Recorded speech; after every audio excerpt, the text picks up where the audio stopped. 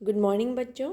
मैं डॉक्टर ऋतिका सिंह आपको botany paper third पढ़ा रही थी, जिसमें हम यूनिट 3 पढ़ रहे थे। यूनिट 3 में हमने वेजिटेबल्स ऑयल पढ़ना स्टार्ट कर लिया था। ग्राउंडनट हम पढ़ चुके हैं या मूंगफली हम पढ़ चुके हैं। आज हम पढ़ेंगे मस्टर्ड या सरसों। मस्टर्ड या सरसों जो होता है उसे हम वैसे आप देखिए कि नॉर्मली हम जो मस्टर्ड काम में लेते हैं शब्द, ये ब्रेसिका स्पीशीज़, मतलब ऐसा नहीं होता। जैसे अपने ग्राउंडनट पढ़ा था, जिसमें हमने पढ़ा था अरेकिस हाइपोजिया, केवल एक ही स्पीशीज़ को हम ग्राउंडनट बोलते हैं।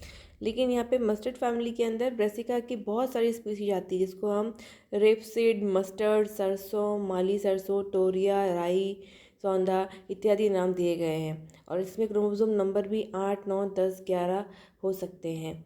Rapeseed crop is known by different names in different places.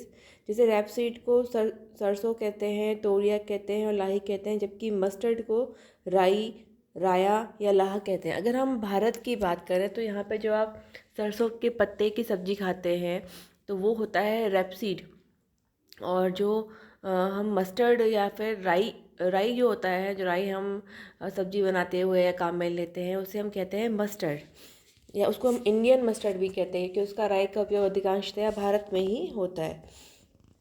ये अलग अलग स्पीशीज़ है ब्रेसिका की। फैमिली आपको ध्यान ही है कि फैमिली इसकी ब्रेसिकेसी है। ब्रेसिकेसी को पहले क्रूसीफेरी कहा जाता था, अभी उसे ब्रेसिकेसी कहा जाता है। ये अलग अलग स्पीशीज़ है, इसको आप ध्यान से समझिए। ब्रेसिका जुन्सिया जो हम राई खाते हैं, जिसको हम इंडियन मस्टर्ड कहते हैं, उसका बॉटनिकल नेम होता है ब्रेसिका जुन्सिया। इसके अतिरिक्त ब्रेसिका कंपेस्ट्रिस, ब्रेसिका कंपेस्ट्रिस होती है पीली सरसों, आपने देखी होगी पीली सरसों खेतों में उगते हुए, वो होती है ब्रेसिका कंपेस्ट्रिस वैरायटी येलो सरसों। देन ब्रेसिका कंपेस्ट्रिस वैरायटी डाइकोटोमा, ये होती है ब्राउन सरसों या भूरी सरसों। देन ब्रेसिका कंपेस्ट्रिस वैरायटी टोरिया, जिसको हम लाही भी कहते हैं। तो ब्रेसिका कंपेस्ट्रिस की बहुत सारी वैरायटी होती है। देन जो कि सरसों कहलाती है ब्रेसिका नेपस, जिसको हम काली सर्कस सरसों कहते हैं। विदेशों में इससे कैनोला ऑयल या रैपसीड ऑयल निकाला जाता है ब्रेसिका नेपस या काली सरसों से। देन ब्रेसिका नाइग्रा, ये है ब्लैक मस्टर्ड। देखिए सरसों अलग है, मस्टर्ड अलग, इसलिए यहाँ पे दे रखा है ब्लैक मस्टर्ड होती है ब्रेसिका नाइग्रा, और ब्रेसिका हिर्टा है वाइट मस्टर्ड। तो ये आप कंफ्यूज नहीं होंगे कि हमने सरसों अलग लिखा है। तो ये सब कुछ स्पीशीज़ में आपको ब्रेसिका जुन्सिया और ब्रेसिका कंपेस्ट्रिस तो याद रखना ही है। ब्रेसिका नेपस भी बहुत इंपॉर्टेंट है, तो उसे भी आप याद रखेंगे। ऑरिजिन की बात करें तो Brassica seeds have a very long history and find several references in the Bible and in the Greek and Roman writing. Brassica की अगर हम बीज की बात करें तो इसकी बहुत लंबी बड़ा बड़ा इतिहास है। इसे इसका जो वर्णन है वह बाइबल में और कई ग्रीक और रोमन राइटिंग्स में जो लेखन है उसमें किया गया है। संस्कृत के जो ग्रंथ है उसमें भी इसका जो किया गया है उपयोग 3000 BC, मतलब 3000 बिफोर क्राइस्ट, इतना पुराना जो संस्कृत के ग्रंथ है उसमें भी मस्टर्ड को स्थान दिया गया है। The plants are annual, biennial और रेयरली पेरेनियल। अधिकांशतः जो पादप होते हैं वो वार्षिक होते हैं, कभी कभी द्विवार्षिक, और रेयरली बहुवार्षिक होते हैं। दीज आर हर्ब्स, ये शाकीय पादप होते हैं। Mostly native to the north temperate parts of the old world, specially Mediterranean region. ये जो नेटिव है या इसका उद्भव हुआ है, ये मेडिटेरेनियन रीजन से हुआ है। Brassica species are believe to have originated in 3 different centre. अगर हम ओरिजिन ऑफ सेंटर या फिर हम बोलेंगे कि इसकी जो उत्पत्ति के जो केंद्र है, तो इसमें हम कहेंगे कि कोई एक केंद्र नहीं, 3 केंद्रों से इसकी उत्पत्ति हुई है। पहला है यूरोप, दूसरा है सेंट्रल एंड साउदर्न एशिया, और तीसरा है China.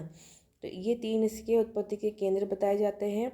The different species have spread to the subtropics and tropics as cold season crops. ये जो अलग अलग स्पीशीज़ मैंने आपको बताई थी ब्रेसिका की, बहुत सारी स्पीशीज़ है। ये जो शीतोष्ण कटिबंधीय और उष्ण कटिबंधीय क्षेत्रों में ठंडे प्रदेशों की फसल के रूप में फैली है। अब हम पढ़ेंगे distribution.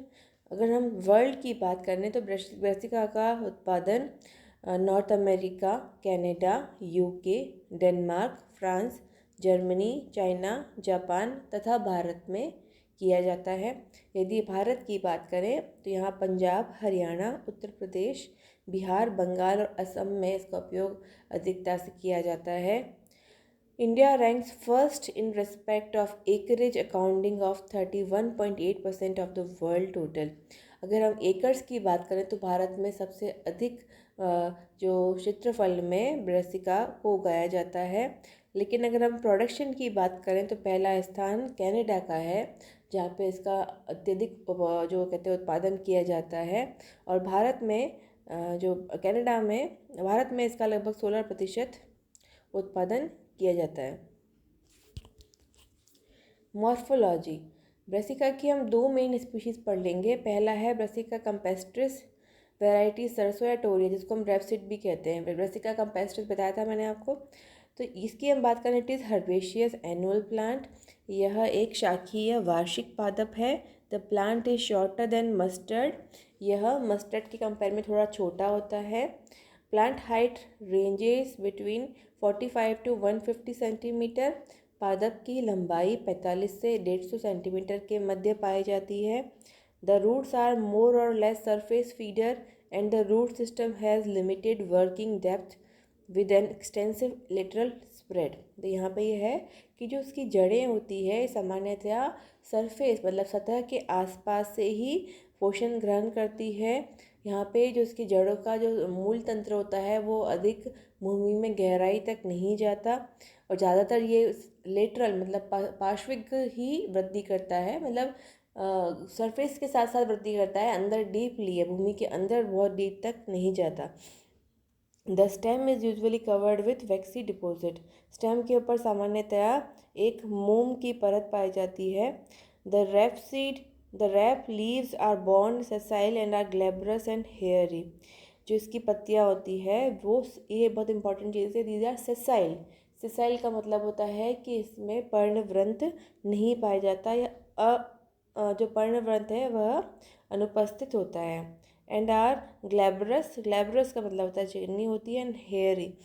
Fruits are thicker than to those of mustard. मतलब जो अगर फ्रूट्स की बात करें तो जो बाकी मस्टर्ड हैं उसके कंपेयर में, हम जो नेक्स्ट पढ़ेंगे मस्टर्ड, उसके कंपेयर में इस ब्रासिका कैम्पेस्ट्रिस सरसों वैरायटी टोरिया के जो फ्रूट्स होते हैं या फल होते हैं वह मोटे होते हैं। And are laterally compressed with a beak 1/3 to half with their length. अब इनकी अगर फल की बात करें तो वे पार्श्विक रूप से थोड़े से दबे हुए होते हैं और सीड्स आर आइदर येलो और ब्राउन। जो इसके बीज हैं वह पीले या भूरे हो सकते हैं with a smooth seed coat. इसके ऊपर एक चिकनी सीड कोट पाई जाती है। Rape is self pollinated but cross pollination also takes place to some extent. सामान्यतः इसमें स्वपरागण होता है पर कभी कभी पर परागण भी होता है। अगर हम बात करें राई की, जिसको हम मस्टर्ड या इंडियन मस्टर्ड कहते हैं, जिसकी वैरायटी है ब्रासिका जिसका बॉटनिकल नेम है brassica juncea. It is known as rai, raya और लाहा। इसका जो नाम बताया था मैंने, इसको हम राई कहते हैं। The plant are tall. अगर आप देखो इन दोनों में कंपेयर करो तो ये 150 सेंटीमीटर तक होता है, जबकि ये 90 से 200 सेंटीमीटर, थोड़ा बड़ लंबा होता है। पहला अंतर तो ये हो गया। एंड मच ब्रांच्ड, इसमें शाखन अधिक पाया जाता है। The plants bear normally long and tapering roots. दूसरी बात इसकी जड़ें लंबी तथा टैपरिंग होती है, जबकि उसकी इतनी लंबी नहीं होती। The leaves are not dilated at the base and clasping as in the case of rape but are stalked. यहाँ पे मेन इंपॉर्टेंट चीज़ है कि जो पत्तियाँ होती है उसमें स्टॉक या फिर उसमें वृंत पाया जाता है। ब्रॉड एंड पिग्नेटिफाइड, वो थोड़ी चौड़ी होती है और साथ में पिच्छाकार होती है। The fruits are slender and only 2 to 4 points. इसका जो फ्रूट होता है वह रैपसीड के कंपेयर में छोटा होता है। और यहाँ पे शॉर्ट एंड स्टाउट बीक्स मतलब उसके ऊपर जो, अब मैं आपको फ्रूट दिखाऊंगी, उसके ऊपर जो एक तीखा पार्ट होता है उसे हम बीक कहते हैं, which is short and stout, वो छोटी होती है। The colour of seed is brown और डार्क ब्राउन। हम राई जानते हैं जिसका कलर क्या होता है, डार्क या ब्राउन ब्राउन होता है। Seed coat is rough. इसके ऊपर के जो सीड कोट होता है वो चिकना नहीं होता है, थोड़ा रफ होता है। And mustard is self pollinated but cross pollination also takes place some extent. सामान्यतया यह स्वपरागण द्वारा परागण करता है पर कभी कभी इसमें पर परागण भी पाया जाता है।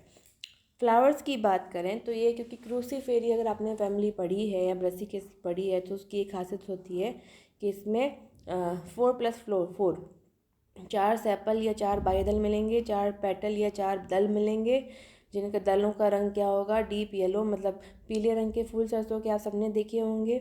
ईच फ्लावर हैज़ 6 स्टेमिन्स, जिसमें 6 स्टेमिन होते हैं, जो कि 4+2 के अरेंजमेंट में होते हैं। 4 लंबे होते हैं, स्टेमिन्स मतलब होते हैं पुंकेसर, और 2 होते हैं short. The pistil is compound and ovary matures into 2-celled fruits. जो इसका पिस्टिल होता है वह कंपाउंड होता है and ovary matures into 2-celled fruits को सिलिक्यूआ कहते हैं। इसके फल को सिलिक्यूआ कहते हैं। ये इसकी संरचना है, आप देख पा रहे हैं यहाँ पे। मैंने आपको मस्टर्ड की संरचना बताई है, इसका फल है, इसके फूल आप देख रहे हैं, इसकी पत्तियाँ जिसमें जो टहनी बताई गई है, संवंत है, पुष्पों की जो स्थिति है वो आप देख रहे हैं, टर्मिनल है, और ये इसका फल है जिसको हम सिलिक्यूआ कहते हैं। ये एक्चुअल में कलर डायग्राम है सरसों का, जिसे आप देख के जान सकते हैं कि किस प्रकार की संरचना इसकी होती है। क्लाइमेट की बात करें, rapeseed and mustard are crops of tropical as well as temperate zones. यह ग्रीष्म तथा शीतोष्ण दोनों प्रदेशों में पाया जाता है, बट इसको ग्रो करने के लिए थोड़ा ठंडा और सूखा एनवायरनमेंट चाहिए। सर्दी में होता है ना कि भाई आपको मॉइस्चर ज़्यादा नहीं चाहिए, बारिश ज़्यादा नहीं चाहिए, लेकिन इसको ठंडा एनवायरनमेंट चाहिए। The crop requires about 18 to 25 degree Celsius temperature. फसल को लगभग 18 से 25 डिग्री सेल्सियस तापमान चाहिए। लो ह्यूमिडिटी, जो इसमें ह्यूमिडिटी होनी चाहिए, आर्द्रता कम चाहिए। Practically no rains at the time of flowering. जब पुष्पन हो तो बिल्कुल भी वर्षा की आवश्यकता नहीं होती है। They require a dry clean weather at the time of maturity. परिपक्वन के समय इन्हें सूखा वातावरण चाहिए। Generally the rape and mustard thrives best in medium और हैवी लोम सॉइल। अगर हम दोनों की बात करें, रैप सीड बोलो या मस्टर्ड बोलो, ये अधिकांशतया दोमट मिट्टी जो की होती है उसमें ग्रो करते हैं। भारत में यह एक रबी की फसल के रूप में बोया जाता है, मतलब सर्दी में इसे बोया जाता है। Cultivation, the crop is, cultivation मतलब खेती कैसे की जाती है। The crop is required clean well pulverised fine firm and moist seed bed. इसके पहले क्या होता है कि खेतों को तैयार करना पड़ता है, तो खेत जो होना चाहिए वो थोड़ा हल्के से मॉइस्ट और साथ में अच्छे से, जिसमें एरेशन किया गया हो, मतलब उसमें अच्छे से जुताई की गई हो, ऐसे खेत चाहिए, जिसके लिए आपको डीप प्लगिंग मतलब बहुत गहराई तक हल चलाना पड़ेगा। Sowing of rapeseed and mustard should be done between October and November. इसका जो बीज है वो अक्टूबर नवंबर के मध्य में बोया जाता है, और 45 सेंटीमीटर दूरी पे जो पंक्तियाँ होती है वह बनाई जाती है, जिसमें सीड्स को बोया जाता है। दो पौधों के बीच में लगभग 20 सेंटीमीटर की डिस्टेंस मेंटेन की जाती है, और इसके बाद में crop is ready to harvest in 120 to 145 days. जो फसल है वह 120 से 145 दिन के अंदर हमें प्राप्त हो जाती है। Mustard and rapeseed are raised in rotation with crops like maize, pearl, millet, cotton, pulses. जो मस्टर्ड होता है यह क्रॉप रोटेशन में बोया जाता है। इसके साथ में जैसे इसकी एक फसल प्राप्त करने के बाद में मक्का, बाजरा, कपास या किसी प्रकार की दालें बो दी जाती है। As soon as the pods turn yellowish brown, harvest the crop, or when 75% of the siliqua turn yellowish and moisture content of the seed is around 40%। अब कैसे पता चलेगा कि आपकी फसल पक गई है? कि जैसे ही जो आपका फल है जिसको सिलिकुआ कहते हैं वो येलोइश मतलब पीला भूरा होना शुरू हो जाता है, या फिर उसमें जो मॉइस्चर कंटेंट है वह लगभग 40% तक रह जाता है, तब आप अपनी फसल को हार्वेस्ट कर सकते हो। ऑयल एक्सट्रैक्शन जिसे हमने ग्राउंडनट में डिटेल में पढ़ा था, लगभग सबका प्रोसीजर सेम ही होता है। तो यहाँ पे अगर हम रेपसीड में बात करें तो उसमें ऑयल कंटेंट ज़्यादा होता है, लगभग 42% ऑयल कंटेंट होता है, जबकि मस्टर्ड में 38 to 40% ऑयल कंटेंट होता है। ये इंपॉर्टेंट चीज़ है कि erucic acid is the main fatty acid of mustard. Mustard में एक बहुत इंपॉर्टेंट फैटी एसिड होता है जिसको बोलते हैं हम इरियोसिक एसिड, जो एक पंजेंट सी सरसों के तेल में एक तीखी सी स्मेल होती है, उसका कारण है एलाइल आइसोथायोसाइनेट। ये बहुत इंपॉर्टेंट क्वेश्चन है क्योंकि ये कॉम्पिटिशन में आता है। Allyl iso thiocyanate. यहाँ पे हम बात करें मस्टर्ड की, तो मस्टर्ड आप देख रहे हैं, इसको सबसे पहले हम क्लीनिंग करेंगे। क्लीनिंग करने के बाद में जो इसकी क्लीन सीड हैं उनको हम आगे प्रोसेसिंग करेंगे ऑयल बनाने के लिए। हम जानते हैं प्रोसेसिंग कैसे करते हैं, मैंने आपको बताया था मूंगफली जब पढ़ाई थी। तो उनको पहले आप एक रोलर के बीच में डालते हैं, उसके बाद में फिर इसे हीट करते हैं। हीट करने के बाद में उसे आप क्रश करते हैं, क्रश करके ऑयल को अलग करते हैं, केक को अलग करते हैं। फिर यहाँ पे भी वही किया है, ऑयल अलग हो गया, केक अलग हो गया। फिर जो केक है उसमें भी थोड़ा ऑयल हो सकता है, तो उसको दोबारा से क्रश करते हैं। सेम जैसे आपने गन्ने का जूस निकालते हुए देखा होगा, तो वैसे ही आप क्रशिंग कर करके दोबारा से आप डालते हैं गन्ने को, ताकि थोड़ा बहुत जूस और निकल जाए। वैसे ही और ऑयल निकाला जाता है, केक निकाला जाता है। फिर जो केक होता है उस केक को भी पुनः सॉल्वेंट एक्सट्रैक्शन, मतलब केक में कोई सॉल्वेंट डाल के जो थोड़ा बहुत ऑयल और रह गया है तो उसे भी निकाल दिया जाता है। और इसके बाद में जो जो ऑयल मिलता है उसको फिर आगे और प्योरीफाई करके रिफाइंड मस्टर्ड ऑयल प्राप्त किया जाता है। मस्टर्ड ऑयल की यहाँ पे मैंने वापस वही बताया है सबको, आपके कौन कौन सी मशीन्स काम में ली जाती है आप देख पा रहे हैं। इसकी क्रशिंग के लिए मस्टर्ड ऑयल सीड्स कलेक्ट की जाते हैं, उनकी क्लीनिंग की जाती है। After cleaning seeds are heated, उनको बीजों को गर्म किया जाता है और फिर उनको क्रश किया जाता है और फिर उससे ऑयल एक्सट्रैक्ट किया जाता है। तो ये हो गया मस्टर्ड।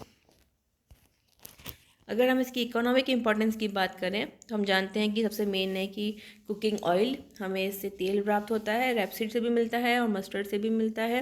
और भारत में ये तेल बहुत इंपॉर्टेंट है इसके, क्योंकि इसका उपयोग सब्जी बनाने में या अचार बनाने में, हम देखते हैं अचार बनाते हैं तो उसमें आप पीली राई डालते हैं, तो वो पीली राई भी मस्टर्ड फैमिली से बिलोंग करती है। The leaves of young plants are used as vegetable, सरसों के पत्ते, सरसों का साग हम खाते हैं तो मतलब वो मस्टर्ड की पत्तियाँ भी काम में आती है। Oil cake is fed to the cattle, जो इसमें ऑयल केक प्राप्त होता है उससे हम पशु आहार के रूप में उपयोग करते हैं।